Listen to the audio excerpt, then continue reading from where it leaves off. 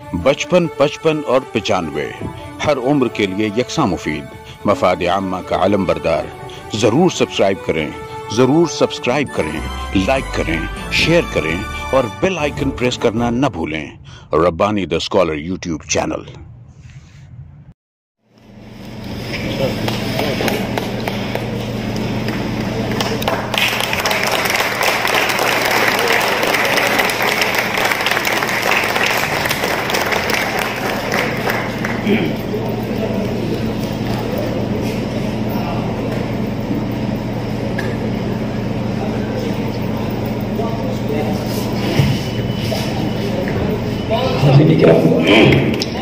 ये था इसी किताब तमाशा में शामिल एक ड्रामा मेरी आवाज सुनो। और ये हमारे सामने वो तमाम किरदार मौजूद हैं जिसमें दाई जानिब से ये तमाम किरदार जो है, इसमें मरकजी किरदार हमारे प्रिंस अब्दुल-रहमान साहब कर रहे थे और उनके साथ जो लड़ भिड़ रहे थे पूरे प्ले में हमारे इफ्तिखार बच्चे। हाज़रीन, आप तो तालियां बजा रहे हैं, लेकिन एक बार मेरे तमाम फनकारों के लिए जोरदार तालियां बजाएं।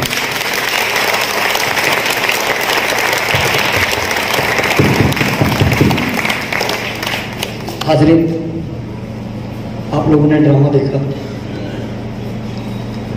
ड्रामे के बहुत जानने वाले हैं। जनाब सिराज दुलार साहब भी यहाँ मौजूद हैं। गलतियाँ कामयाब होती रहती है, लेकिन इनकी जो कुछ चीज़ें यहाँ पर हो गई वो हो गई। बस बहरहाल मैं मुख्तसर आपको ये कहना चाहूँगा, मेरे भाई नवी भाई और जावेद भाई प्लीज़ स्टेज पर आ जाए, स्टेज पर आ जाए। जोरदार तालियां मेरे दोनों के लिए।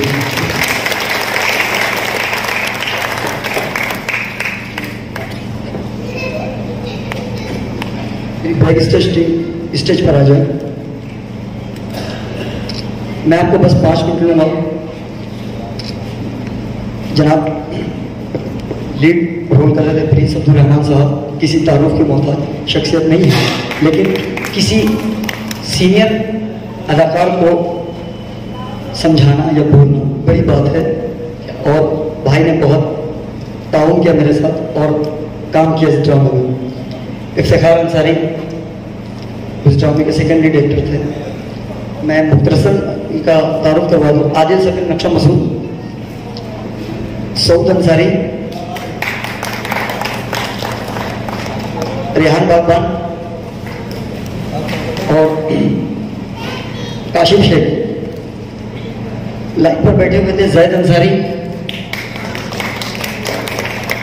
इन फनकारों के लिए अगर ताली हो जाए तो उनका हौसला बढ़ जाएगा। जो कुछ गलतियां इनसे हुई है, जो कुछ गलतियां इनसे हुई वो आइंदा नहीं हुई।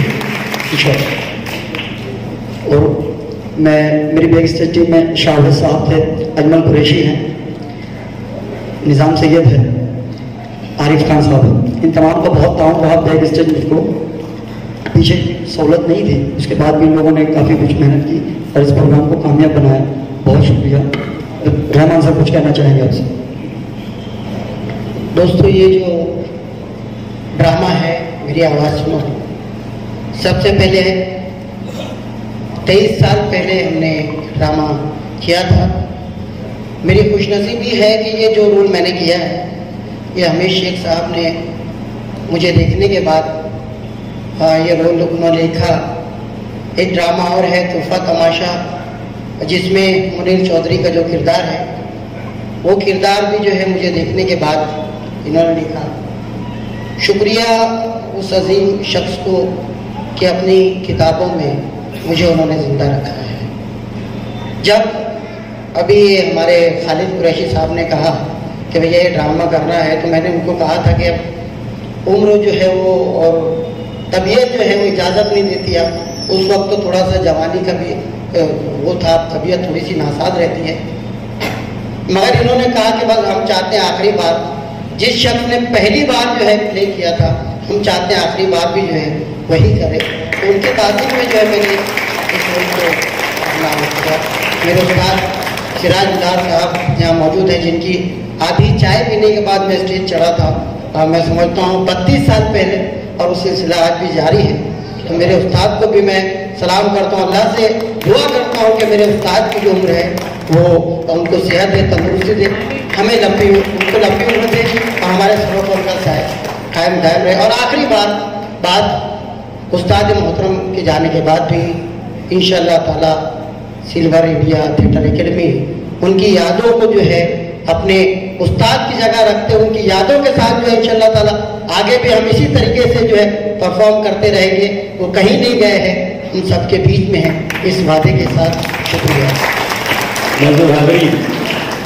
ड्रामा खत्म हुआ, लेकिन जैसे एक मूवी में एक डायलॉग था, the show must go on, so this show will be definitely go on, ये कभी खत्म नहीं होगा।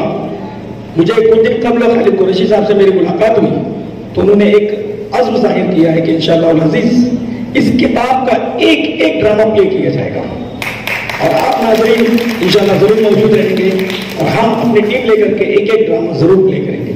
नाज़रीन इकराम, फनकार सिर्फ तालियों का भूखा होता है, लेकिन हमने उन्हें भूखा नहीं रहने दिया। हमारे दोनों बरदरान अली जनाब जावेद अख्तर साहब, अमीर अख्तर साहब ने कुछ देने का फैसला किया है। हमारे फनकारों की हौसला अफजाई के लिए, उनकी पसीराई के लिए कुछ इनामात दिए जाएंगे, उनको कुछ मेमेंटो दिए जा रहे हैं। मैं सदर मौसूफ से गुजारिश करूंगा, सदर मौसूफ मेहमान स्टेज पर तशरीफ लाएं। नबी सर कुछ कहना चाहते हैं? अस्सलाम वालेकुम।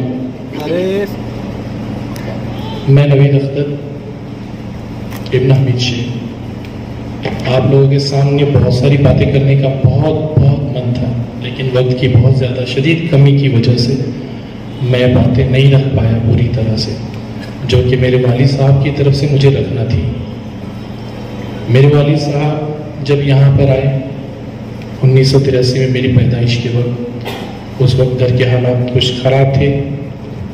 उन्होंने अपनी सरकारी नौकरी रेलवे की अच्छी खासी पोस्ट से छोड़ करके यहाँ पर आए। उसके बाद में तब से लेकर के जब तक उनकी आखिरी सांस तक मैंने उन्हें देखा, उन्होंने कभी किसी से किसी भी तरह की कोई शिकायत नहीं की, ना कभी हमसे, ना कभी हालात से और ना कभी उस परवरदिगार से, और ना ही कभी उनके उन दोस्तों से, उनके साथ में रहने वालों से जिन्होंने उनके साथ बुरा भी किया, भला भी किया, अच्छा भी किया।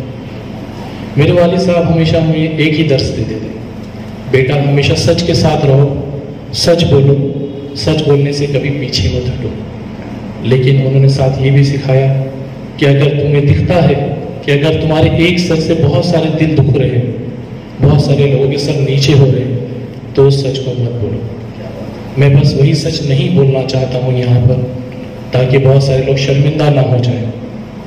वालिद साहब ने जिस फन में भी हाथ रखा उससे कभी भी पीछे मुड़कर, पीछे मतलब उसके साथ ना इंसाफी नहीं की, चाहे वो अदबी नशिस्तें हों, चाहे ड्रामे हो, या उन्होंने जो भी लिखा पूरी ईमानदारी से लिखा, ना कभी कहीं से चुरा के लिखा, ना कभी किसी का ट्रांसलेशन किया। और सबसे अहम बात, सबसे अहम मेरे वालिद साहब की जो रही है, शायद आप लोग किताब पढ़ने के बाद तो समझोगे, ड्रामा देखने के बाद आपने समझी होगी, जिन्हें शऊर है, जो समझ सकते हैं, उन्होंने समझी होगी कि उन्होंने सिर्फ और सिर्फ खालिस उर्दू में ही अपने ड्रामों को लिखा है, कभी उसने किसी और ज़बान को मिक्स होने नहीं दिया। और उनके बकिया ड्रामे आप देखोगे, ये तो खैर एक उनका एक ड्रामा था जो वो पसंद नहीं किया करते थे। उनका सबसे पसंदीदा ड्रामा जो था वो तुरफा तमाशा, वो सबसे पसंदीदा ड्रामा था उनका। उन्होंने उसके साथ भी पूरी ईमानदारी से अपने जितने भी कैरेक्टर से वो सब वहाँ पे लिखे, रखे और उनकी सोच को लाने की कोशिश की। उनसे अक्सर बातों में बातें जब भी हुई तो उन्होंने कहा कि बेटा मैं और भी लिख सकता हूँ, क्योंकि मैं अक्सर पूछता था भाई इतने ही ड्रामे, हर बार मेरी आवाज़ सुनो, अक्सर हर बार मेरी आवाज़ सुनो, 19 मरतबा मेरी आवाज़ सुनो, बाकी ड्रामे का क्या, बाकी ड्रामे आप लिखते क्यों नहीं? उन्होंने कहा कि बेटा 28 ड्रामे मेरे तकरीबन रेडी, तकरीबन रेडी, लेकिन मैं लिखूं तो किस तरह लिखूं, क्योंकि लिख तो लूंगा लेकिन उसे अगर प्ले नहीं किया गया तो मेरे फन का तो वैसे ही कुछ होने वाला नहीं है। और अल्हम्दुलिल्लाह उनके जितने भी ड्रामे हैं, जितने भी, वो सब सेंसर हुए, सेंसर सर्टिफिकेट के साथ में है। और किताब के मराहिल पे बोलने के लिए मेरे दोस्तों ने मुझे कहा कि किताब की जो छपाई है, जो किताब छप के आप लोगों के मंजर के सामने आई है, उसके मराइल को मुझे कहने के लिए कहा गया था, लेकिन वक्त की कमी की वजह से शायद मुझे वो मौका नहीं मिल पाया।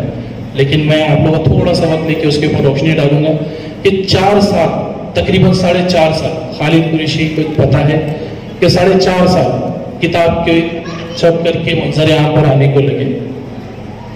क्यों लगे, कैसे लगे, ये खालिद और मैं अच्छी तरह से जानते हैं, बहुत अच्छी तरह से जानते हैं। बीच में वालिद साहब से जब मेरा बहुत इस बात को लेकर के बहस हो गई तो उन्होंने कहा कि मुझे किताब छपवानी ही नहीं है। मैंने बोला एक काम करो, किताब मैं छाप देता हूँ, मैं करता हूँ, मैं कोशिश करता हूँ। तो बोले बेटा तू कैसे करेगा, मुसव्विदा तेरे पास कहाँ से ला के दूँ, मुसव्विदा नहीं है, जहाँ है वहीं से छपेगा वो। और उसको इतनी देर हो गई कि मेरे वालिद साहब ही हयात नहीं रहे। मुझे इस बात की मेरे दिल में बहुत खलीश है कि मैं उस किताब को वक्त पर शायद नहीं करवा पाया, लेकिन हमने पूरी कोशिश की, खालिद भाई ने कोशिश की और किताब मंजर यहाँ पर आ ही गई। बस मैं आप लोगों के शुक्रिया अदा करता हूँ कि आप लोगों ने भरपूर साथ दिया। आप सभी लोगों ने यहाँ पर हमारी दावत पे लब्बैक कहते हुए आए और इस इजराई तकरीब में हम सबका साथ दिया। बहुत बहुत शुक्रिया, दिल की अमीर तरीन गहराइयों से आप लोगों का शुक्रिया। जज़ाकल्लाह।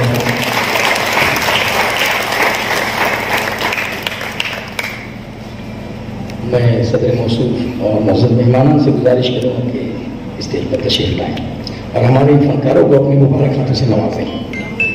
सर प्लीज, डॉक्टर साहब।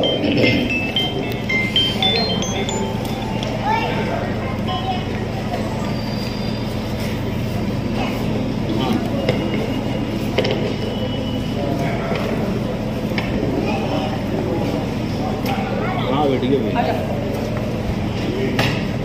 खत्म हो गया।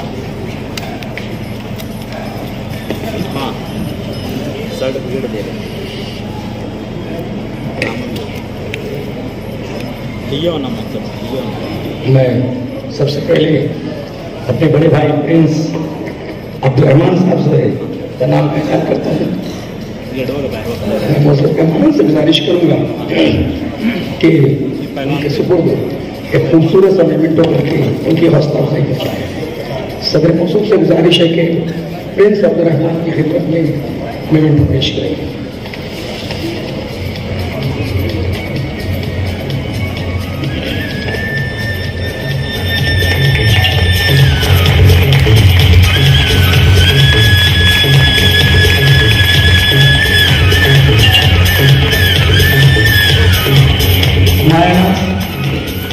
मायना सामाजिक कारकुन और नहायत ही एक्टिव हरफल मौला अंसारी इफ्तिखार अहमद साहब की खिदमत में डॉक्टर साहब के हाथों में सुनने में मेमेंटो दिया जाए।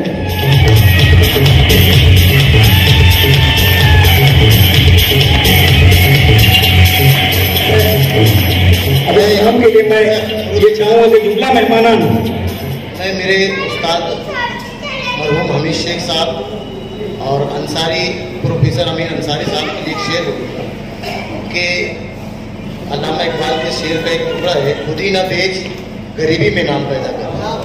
बस इतना बोलूँगा, उन्होंने खुद ही नहीं बेची और गरीबी में नाम पैदा कर। मैं चाहूँगा कि जुमला मेहमान अपने दस्ते मुबारक से आली जनाब खालिद कुरैशी साहब को मेमेंटो पेश करेगा।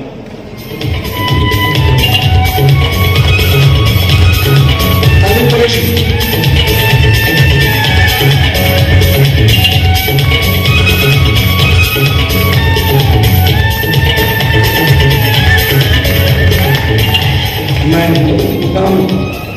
समीर अंसारी साहब से गुजारिश करता हूं कि वो आदिल समीर डॉक्टर नक्शा मसूद की खिदमत में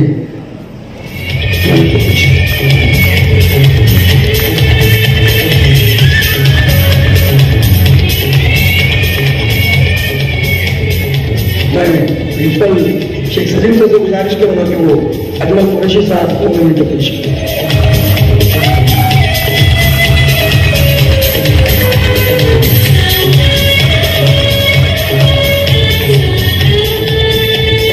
गुजारिश है कि वो सऊद अंसारी सऊद सूरज इनकी खिदमत में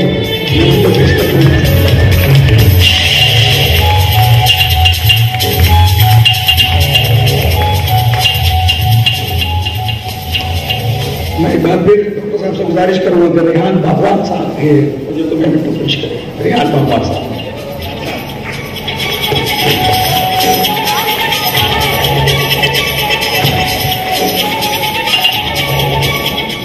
हेलो, मैं सदर मौसूफ से गुजारिश करता हूँ कि वो इस प्रोग्राम को शुरू से आखिर तक जिन दो नाज़मीन ने इसको अंजाम किया है और यहाँ तक पहुँचाया है, मैं आवाज़ दूँगा नूरुद्दीन नूर को कि वो स्टेज पर आए, और सदर साहब से गुजारिश है कि उनको भी एक ट्रॉफी और फूल से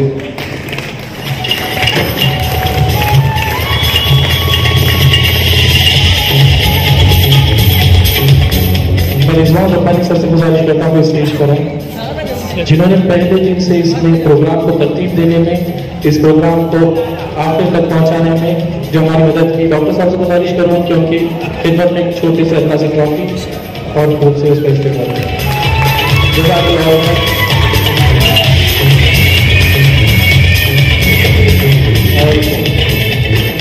मैं नाजिम साहब से कहूँगा कि मैं आगे की जो है तरतीब दे। मैं फुल टाइम नाजिम नहीं रहा हूँ, कभी फर्स्ट टाइम बोल रहा हूँ। भाई सबसे पहले तो मैं नाज़मीन को जो एजाज मिला है उसके लिए भी मैं मुबारकबाद पेश करता हूँ। और नाज़मीन मतलब नूरुद्दीन नूर और रिजवान रब्बानी रह गए क्या? कौन?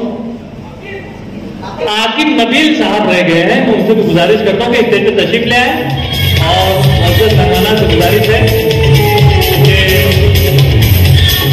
काशिफ शेख भी जो है वो स्टेज पे तशरीफ ले आए। काशिफ शेख हमारे मौसम मेहमाना ने बेशुमार कीमती वक्त जो है हमारे अपने इस प्रोग्राम के लिए दिया। काशिफ शेख भी यहाँ पर मौजूद है, उन्हें भी एजाज से नवाजा गया। मैं यहाँ पर बहुत शुक्रिया अदा करता हूँ तमाम ही मुंतजमीन की जानिब से।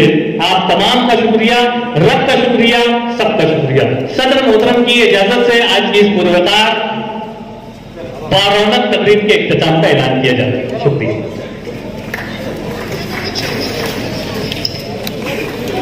पीछे जी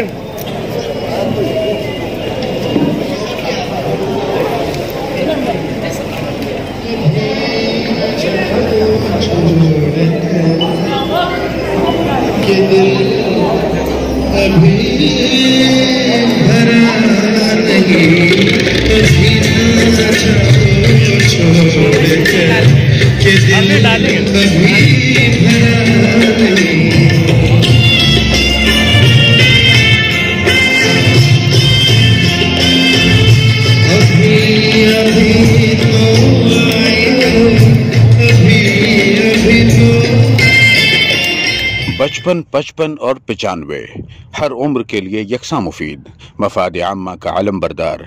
ज़रूर सब्सक्राइब करें, लाइक करें, शेयर करें और बेल आइकन प्रेस करना न भूलें। Rabbani the scholar YouTube channel. Rabbani the scholar YouTube channel इल्मी, अदबी, दीनी, मिली, समाजी, सकाफती, तहजीबी, फलाही, तिब्बी, फ़न्नी, माशी, तिजारती, माशरती, इंतज़ामी, इनकलाबी, तहरीकी, तहकीकी, तकनीकी, तफ्तीशी, तामीरी, तालीमी व मालूमाती यूट्यूब चैनल। ज़रूर सब्सक्राइब करें, लाइक करें, शेयर करें और बेल आइकन प्रेस करें। Rabbani the scholar YouTube channel.